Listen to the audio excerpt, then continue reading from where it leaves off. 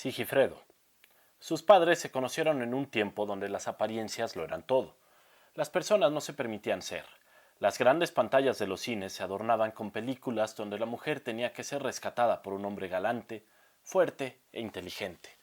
La pobreza era una virtud y aparentemente las clases altas eran malas, aunque ellos siempre eran los protagonistas de las películas de amor.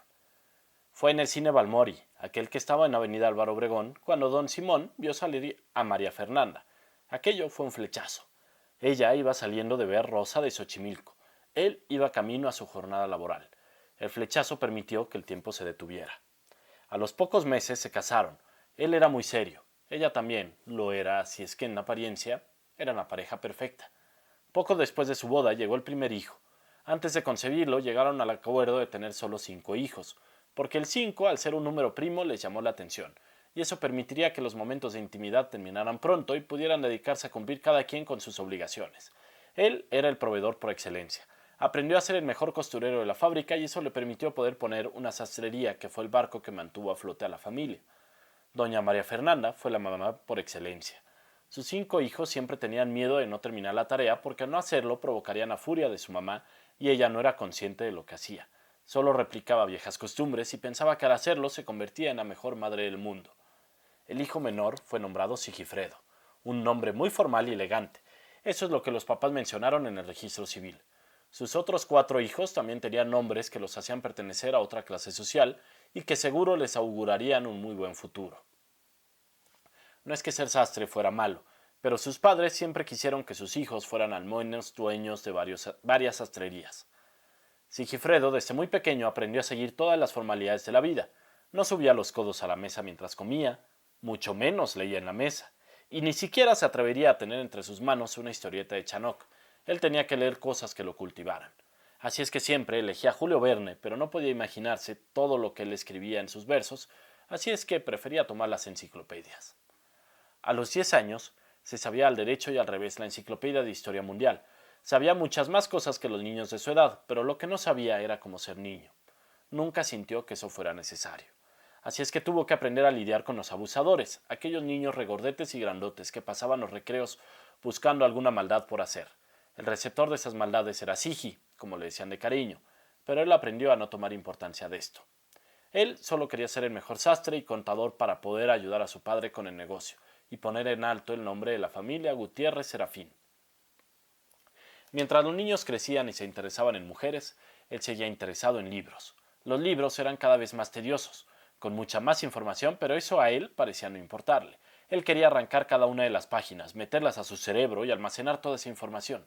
Seguro en algún momento le serviría de algo. En adolescencia no le servía de mucho derivar e integrar, pero estaba seguro de que todo ese conocimiento lo salvaría algún día. Estaba tan concentrado en sus libros que no se dio cuenta de que su padre, don Simón, se iba poniendo cada vez más viejo. Las tijeras parecían pesarle. Los números en las reglas desaparecían. Ya no podía verlos. Poco a poco el tiempo para hacer un dobladillo se convertía en horas. El señor Simón no quería dejar su sastrería porque no sabía cómo vivir sin ella. Tenía una familia, sí, pero su vida había sido la sastrería.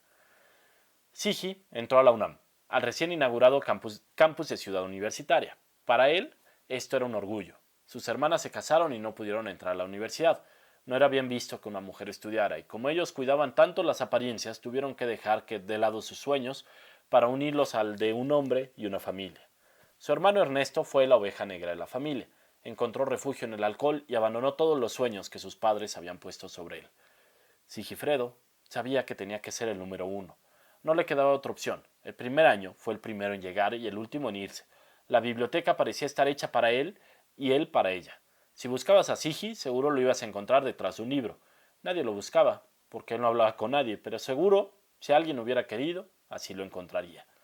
Cuando llegó a su casa, al final del primer año, se encontró con su mamá sentada al filo de un escalón, algo que ella nunca haría porque las escaleras no eran para sentarse.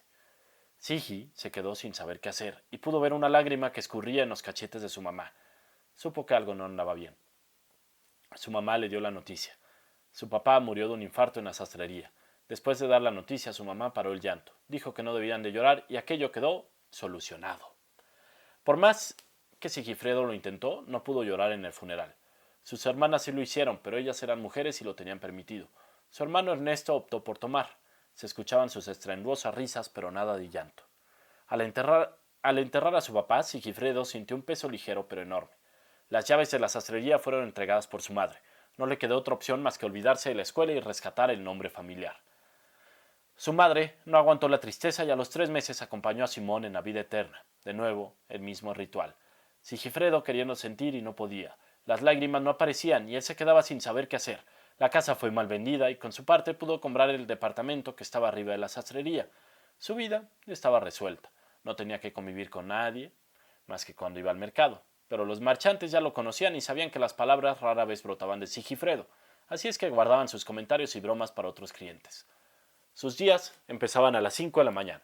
Un poco de estiramientos, preparar café, jugo de naranja, bañarse, planchar su camisa, revisar que no tuviera ninguna arruga y a las 8 en punto abrir la sastrería para cerrarla a las 7, todos los días sin descanso alguno.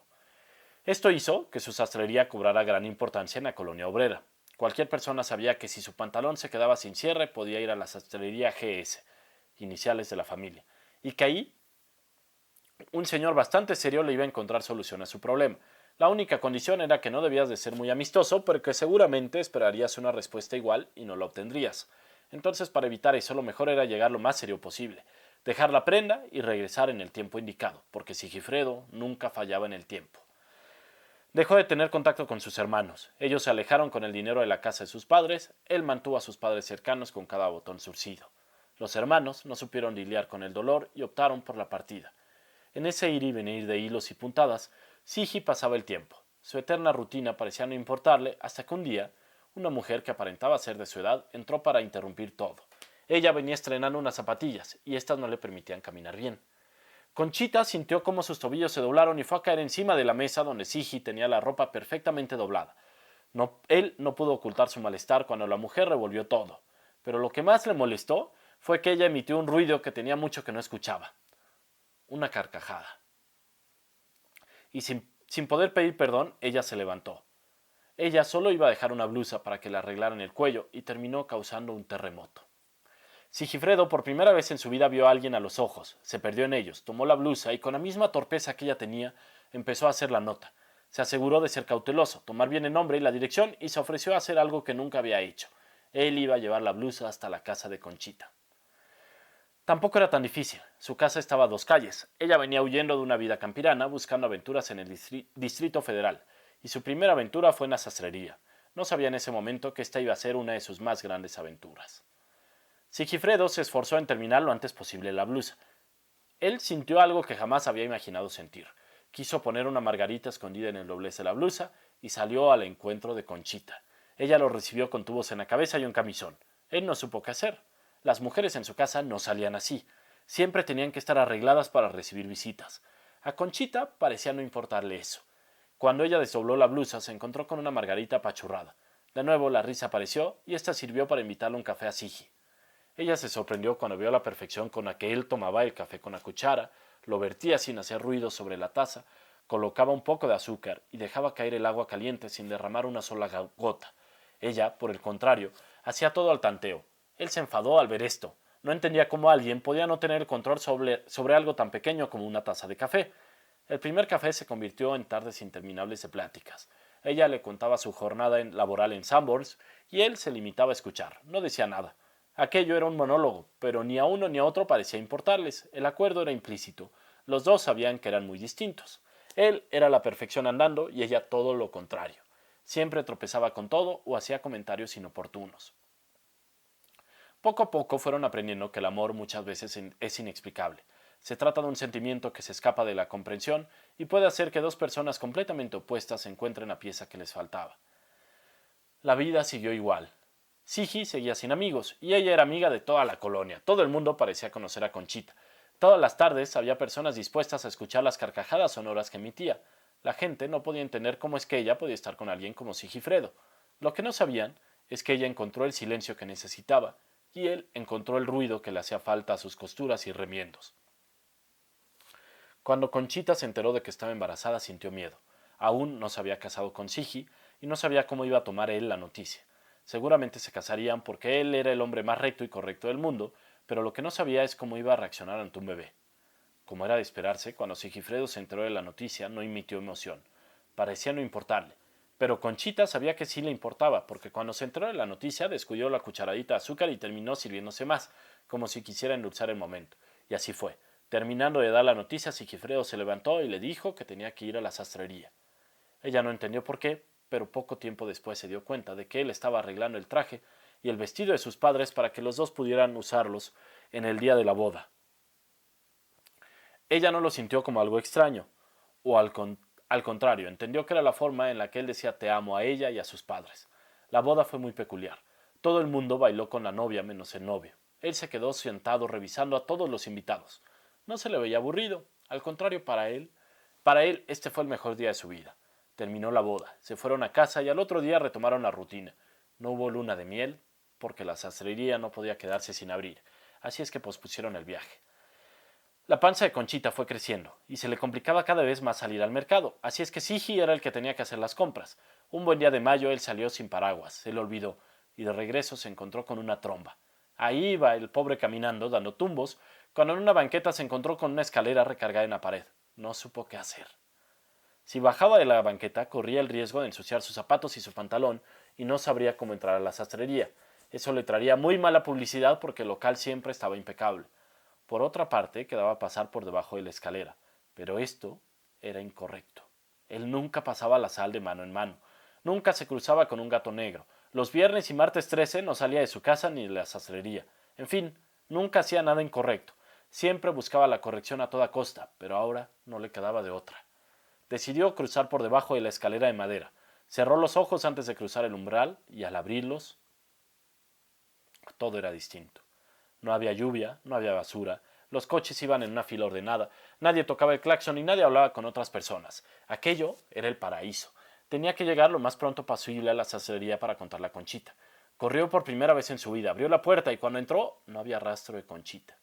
La sastrería estaba impecable, pero ella ni sus luces. Salió a buscarla. Se olvidó de todo. Su amada no podía haberse escapado. Algo andaba mal. Él todavía no se daba cuenta, pero en aquel lugar en donde estaba todos se parecían a él. Las mismas cejas, el cabello bien cortado, la barba perfectamente afeitada y las mujeres pulcras, vestidas con las mejores ropas y con una mirada idéntica a la de él. Pasó toda la tarde y la noche recorriendo aquella ciudad perfecta. En su desesperación, entró a un parque. Se dio cuenta de lo mismo. Todo funcionaba correctamente. Los botes vacíos. No había suciedad. La gente hablaba lo menos posible. Él escogió la banca que quedaba justo enfrente de la entrada para poder descansar un poco. Sin querer, el cansancio le ganó. Se quedó dormido. Estaba ya en su quinto sueño cuando sintió un golpe. Un estruendo lo despertó. El oficial Sigifredo estaba frente a él. Era un policía incorruptible al cual parecía no importarle las explicaciones. Lo tomó de los brazos, lo esposó y se lo llevó en silencio. Cuando llegaron a la comandancia no había nadie. Él era el único preso, y todo de nuevo estaba impecable. Al parecer, había cometido el primer delito en su vida. No sabía qué pasaba. Lo estaban acusando de algo. Tenía que recibir un castigo, y el castigo por ser distinto era arrancarle aquello que lo hace distinto. Pero, ¿qué es lo que lo hace diferente a todos? La perfección parecía ser acompañada por el sufrimiento. La tortura es el castigo por haber elegido dormir en aquella banca perfecta, dentro de ese parque donde el verde abundaba, dentro de esa ciudad llena de sigifredos.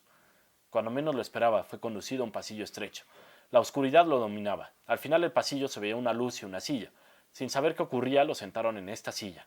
Fue hasta ese momento en que se percató que todos eran iguales a él.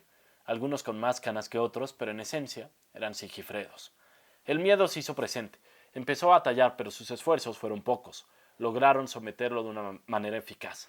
En silencio y con gran rigidez, sorprendido ante esto, decidió cooperar.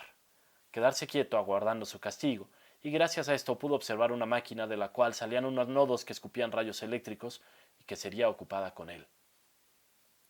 En ese momento, en el que se preparaba para sentir la primera descarga eléctrica, cerró los ojos, sintió un golpe fuerte en la cabeza. Fue tan fuerte que el golpe le hizo abrir los ojos. Lo primero que sintió fue la luz a través de ellos, pero no era la luz de un foco, era la luz del sol que empezaba a asomar poco a poco entre las nubes. Cuando pudo abrir más los ojos se dio cuenta de que había gente rodeándolo y que había sangre escurriendo de su cabeza. Un albañil espantado le ayudó a levantarse mientras le ofrecía disculpas. Perdóneme, don Sigifredo, fue un accidente, se me resbaló el tabique y le cayó encima. ¿Cómo se siente? Sin saber qué decir, dejó escapar una risa. Todo el público presente se escapó. No creían que el sastre tuviera risa. Es más, pocos lo habían escuchado hablar. No supieron qué hacer. Alguien le prestó una servilleta de tela para limpiarse la sangre y le ayudaron a levantarse. Él recogió las cosas del mandado y permitió que le ayudaran con ellas. Al llegar a la sastrería, lo primero que hizo fue dejar botadas las bolsas. No le importó nada. Solo quería saber si Conchita estaba bien. Se encontró con ella, la abrazó, la besó y le contó su historia, lleno de risas. Ella entendió que por fin el mundo iba a poder ver aquello que solo ella veía. Llegó el momento en que Sigifredo dejó de ser don Sigifredo y aprendió a ser Sigi. La sastrería cerró por 2 semanas. Ellos pudieron tener su luna de miel. Al regreso se convirtieron en padres y él no dejó pasar ni un solo día sin decir te quiero a Simón y a Conchita. Aprendió que dentro del caos hay belleza y que dentro de la belleza puede haber un caos enorme y que la vida no es para buscar perfección, que la vida se trata de hacer camino dentro de un caos bello y dar pasos hacia una belleza caótica. Sigifredo, escrito por Hernán Navarrete Guerra, o sea, sé yo. Si te gustó este pequeño cuentito, compártelo, ayúdame a llegar a mucha gente. Quiero llegar a mucha gente, que este cuento le llegue a mucha gente, para que en este mundo haya muchísimos más Sigifredos y nos demos cuenta que hay belleza en el caos y caos en la belleza, y que el perfecto equilibrio de esto hace que estemos aquí, disfrutando de la vida. Gracias por llegar hasta acá. Si te gustó el video, compártelo. Nos vemos pronto para seguir hablando de arte. Cuídate mucho. Adiós.